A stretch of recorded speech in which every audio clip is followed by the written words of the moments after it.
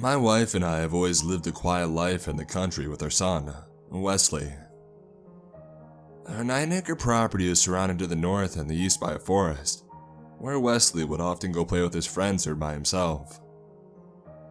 For his 8th birthday, I had gone into the forest with Wesley to help him make his own tree fort, where he could stash his comic books, his Game Boys toys, and treasures that he would find while exploring the woods behind our house. He amassed quite the collection of interesting rocks and bugs, which he stored in mason jars in his forest base, and he spent most of his free time just 100 yards away from our house. It was a peaceful life that we had for ourselves. I would take our car into work on the weekdays, and bring my wife into town right after Wesley's bus arrived to take him to school. Each day was the same routine, and we spent the weekends together at the house. In short, we were all very happy. This week is the 6th anniversary of my son, Wesley's disappearance. To this day, we don't know what happened to him in that brisk autumn evening, but from the moment our 12-year-old son left the house, we had a sneaky suspicion that he was never coming back. On Friday, August 23rd, 2013, our daily morning ritual happened as it always had. I would wake up, eat breakfast with Kim and Wesley, and we would wait together until the bus arrived. Wesley had a half day at school, so we would return home before me and my wife were able to get home and watch him. This really wasn't a big deal. He was 12 and he could look after himself for a few hours. We told him to call my cell phone as soon as he would get home, after school that day, to make sure that he was home safely. As Wes climbed up the stairs onto the bus, my wife began to tremble and eventually break into tears. Neither of us knew what she was crying for, but we waved our son goodbye and both climbed into the car to finish off the work week. My cell phone rang at exactly 12:33 that afternoon. My iPhone played the default marimba tone, and I saw that I was receiving a call from our home landline. It must have been Wesley, who had just gotten off the bus and ran into the house, obeying my instructions to call. When I slid my finger across the screen and I answered the phone, the only thing that I heard was the empty dial tone of our home landline, as if he hadn't typed out the number yet. I called out his name a few times through the phone, but there was nothing. I tried calling back, but there was no answer. He did as he was instructed. He called Dad as soon as he got home, and he must have sprinted out of the door to go play in the woods. I thought nothing of it until I had gotten home. I picked up my wife from the store on the way back to the house. The porch lights were on, which was our family's way of indirectly saying, "Someone's home." Upon entering our house, I called out to Wesley to see if he was in his room. I got no response, so I assumed he was still outside in the woods, even 5 afters after the initial call. My kid always loved that fort that I built him. Kim began making dinner and I changed my clothes and went to the spot in the woods where my son and I had constructed his home away from home. It was starting to get dark, so it was a bit difficult to see through the woods. I spotted the light from his treehouse lamp on through the window and began silently creeping up the short ladder nailed into the tree to scare the crap out of him. When I had reached the top, I quickly swung the curtain door open and let out a roar in an attempt to scare my poor, unexpecting son. However, after scanning the small room, Wesley wasn't sitting in his beanbag chair as he normally was. In fact, the chair and his entire collections of rocks, bugs, comics, and games were completely gone off the wooden shelves. The only things in the room were the lit, citronella camping lamp that we had given to him when we had built the treehouse, and a single Skechers sneaker lying in the middle of the room. The shoe was facing the doorway. I walked over to pick it up and examined it in the light of the treehouse lamp. Nothing was unusual about it, but it was Wesley's. I peeked out of the window, wondering where my son could have run off to with only one shoe. The darkness had started to creep over the entire forest, and it would be very dark in no time.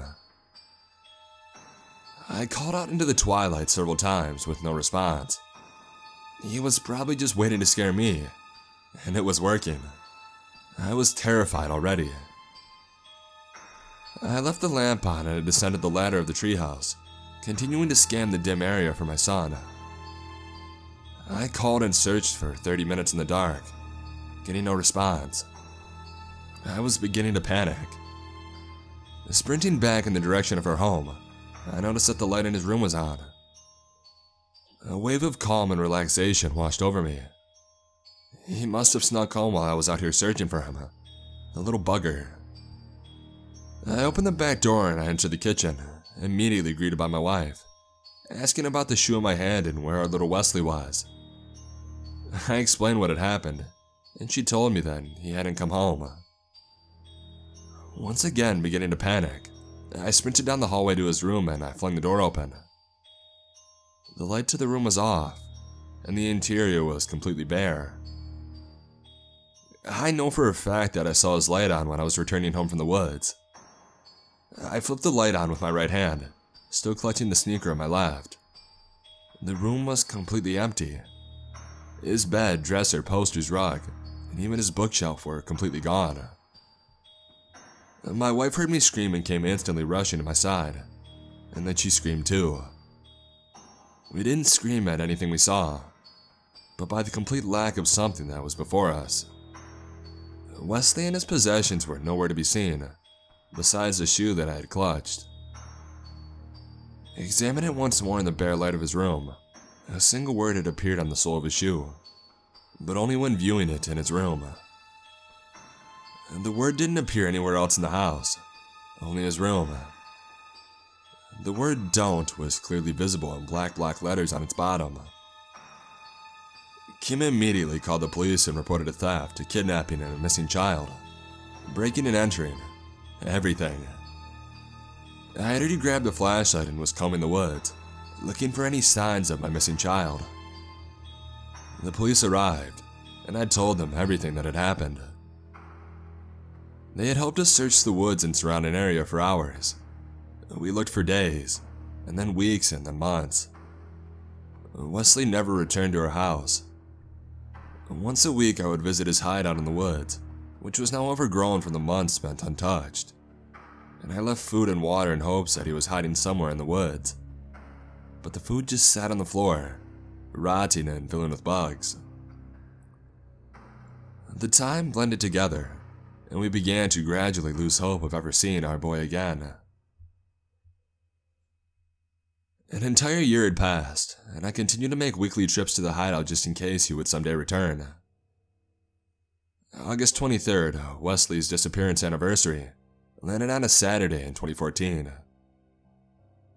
I reclined in silent mourning on my love seat while I recalled the events of exactly 1 year ago. As I had sat on the couch, the phone rang. The caller ID was our home landline, but I looked over to see our clunky phone set in its home on the dock. Nobody was using it. The time on the clock next to it read 12:33. I frantically answered the phone, hoping to hear something, anything. A dial tone, just like 1 year ago. Today I had brought Wesley's favorite snack, Cheetos and an Arnold Palmer sweet tea to bring to his hideout, but I forgot them on the counter as I sprinted out of the house. It didn't matter. I climbed the ladder of the forte and I flung the curtain open. It had smelled bad because of the rotten bread that I had left last week, but I would take last week's meal back to the house whenever I left. I half expected to see the bare room as I had every single week following his disappearance. The long, burnt-out citronella lamp flared on with my entrance, revealing the object sitting in front of me. Wesley's other shoe, once again facing the door. In a stunned astonishment, I scooped up the shoe, examining it for another word. Once again recalling a year ago, I sprinted as fast as I could back to the house. The light in his room was mysteriously on. I blazed past Kim in the kitchen and I beelined straight for Wesley's room. I paused for a moment outside of the door, noticing that no light was visible under it, the same as it was 1 year ago. I opened the door as Kim had ran down the hall and followed me. She realized what I had discovered.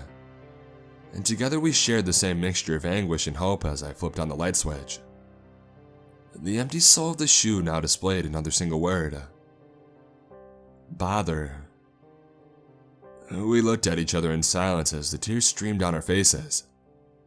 I placed the shoe next to its partner in the center of the room, reading the phrase aloud. Don't bother. Each year since, my wife and I had found another piece of Wesley's clothing in the treehouse.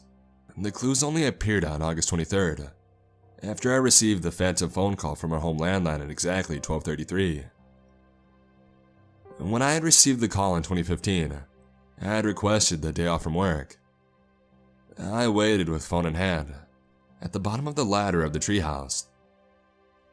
As soon as my expected call rang, I answered and repeated the dial tone. I flung myself up the ladder into the treehouse. It was the same scene as before. The curtain opened, the light on, and an object in the middle of the floor. This time Wesley's pants lay on the floor, feet facing the door. Grabbing them and sprinting to his room felt all too familiar. I flipped the light on once again and read the next word on them, printed this time on the butt of the jeans. This year the word was looking. August 23rd, 2016. It had become a tradition for me on these days to miss all other obligations. I wanted to figure out this mystery of my son. The time was 12:32 and I sat cross-legged in the empty hideout, waiting as the seconds ticked by until the inevitable phone call. To my surprise, my phone clock ticked at 12:33, and no call arrived. I waited for another minute, and then 5 and then 10 minutes. Giving up, I descended the ladder. Once my feet touched the ground, my phone rang instantly. Home landline. Repeat last year, the curtain, the lamp, the object. This year was Wesley's shirt. The same striped, long-sleeved t-shirt I had last seen him in. In his bedroom, I read the next word, printed across the back. 4. I already dreaded what next year would bring. I knew that the next word was going to be him. Some sadistic asshole had kidnapped my son and stole all of his possessions, and now they were toying with me, throwing in my face the fact that I completely failed as a father. August 23rd, 2017. I waited outside the hideout for the call once again. I stood on the tiny deck in front of the curtain until I received it, but it never came. It seemed that nothing would happen until I was completely on the ground, away from the treehouse. I climbed on the ladder, received the call, and returned to the fort. Wesley's underwear. This was a bit messed up if you ask me. However, each article of clothing I had retrieved from the fort was completely clean, as if it was washed that day. The underwear was no exception. Returning to his room, my hunch upon the next word was completely proved wrong. Me. Placing the underwear next to the rest of the clothing, I read the words in order. Don't bother looking for me. And now it is 2018, and my son's disappearance anniversary, if you can call it that, was 3 days ago. Nothing showed up in the treehouse. No phone calls, no clothing. I checked. Nothing new was added to this puzzle of his disappearance. I checked his room last night to see the 5 pieces of clothing in the room as I did quite often, but nothing was there.